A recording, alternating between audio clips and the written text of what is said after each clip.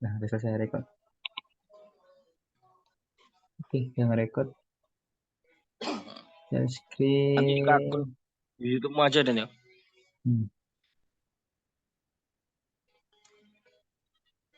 Kelihatan nggak papannya? Kelihatan. Oke, kita dari kelompok berapa? Berapa, Riz? Kelompok berapa ya? 13. Nah, ya, kelompok 13, Bu. Ingin mempresentasikan UTS. Soalnya kan yang pertama itu soalnya menentukan kebenaran dari akhir negasi P, N, Q, diimplikasi P, implikasi negasi P, jinjing sosial Q, or P. Jadi intinya kita cari bahannya dulu. Karena di sini ada dua proposisi, berarti hanya 4 row, 4 baris. Yang pertama P, Q, maka memakai rumus 2N sama true true false false. Maka di Q-nya itu dibagi 2. Maka true false. Nah, P negasi P yang pertama false Negasi false P. true. Nah, intinya aja ya, Bu. Intinya kesimpulannya eh, kesimpulannya bukan tautologi yang ini yang benar semua atau juga bukan kontradiksi salah semua. Jadi kesimpulannya adalah di antara itu, bukan tautologi dan juga bukan kontradiksi. Nah, untuk jawaban kedua, untuk menentukan kenaikan kesimpulan pada saudara Rizky, bisa menjelaskannya? Oke, terima kasih Den. Untuk yang nomor 2 itu saya menggunakan rumus tautologi. Yang pertama itu P satunya sama dengan P di Hi dan P2-nya P kesimpulannya Hi. Setelah itu ketemu barisnya itu ada 4 ya. Ada P, Hi, dan P Hi lagi. Dan bisa di zoom sedikit Den? Nggak kelihatan ya mata saya. Oke, bisa. Kelihatan? Oke, siap. Makasih Den. Den, rekodnya bisa diulang nggak Den? Mohon maaf. Kenapa, Bang? Aku kok ngeblank sama ini loh. Anak tanda panah 2 ini artinya apa tuh? Kok lupa aku. Ini diimplikasi ya. Itu. Diimplikasi. Terus dikonjungsi P. Oke. Gak apa-apa sambil record aja, gak apa-apa sambil mempresentasikan. Gak Santai apa ya. aja.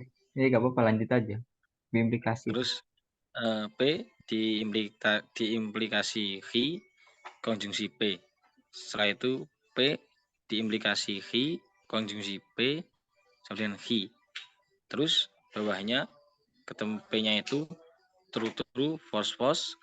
Hi-nya ketemu true false. P diimplikasi Hi ketemu true false true, dan P diimplikasi Hi konjungsi P true false, dan P diimplikasikan Hi dikonjungsikan P Hi menghasilkan true true. Dan kesimpulannya sudah saya lingkari di bagian P Hi dan P diimplikasikan Hi menghasilkan valid yaitu true. Oke, jadi rumus tautologi untuk nomor 2 menghasilkan valid.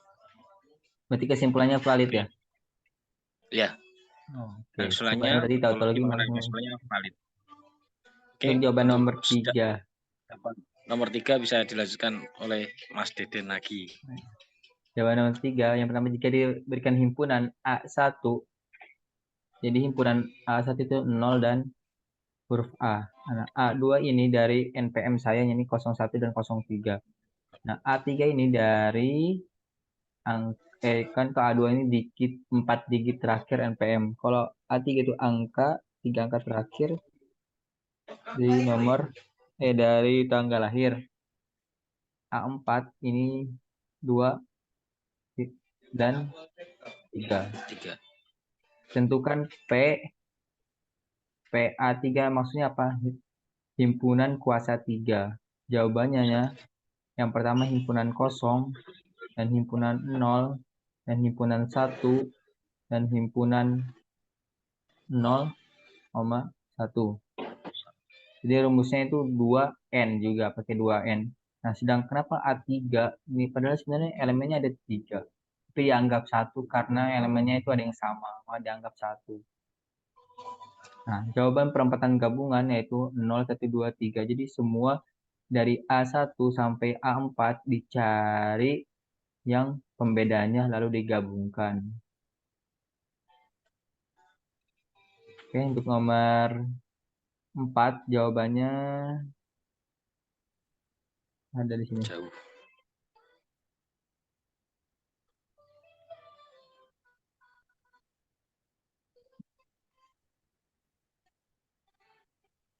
Masih nge-lag, Den? Hah? Masih nge-lag Nge-lag? kah? Enggak. Ntar. Oh, oke oke.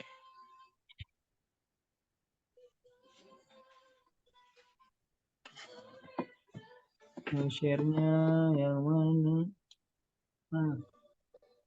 Share.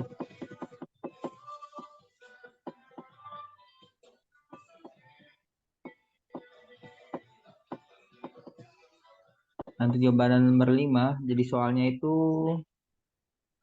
tentukan SOP dan POS.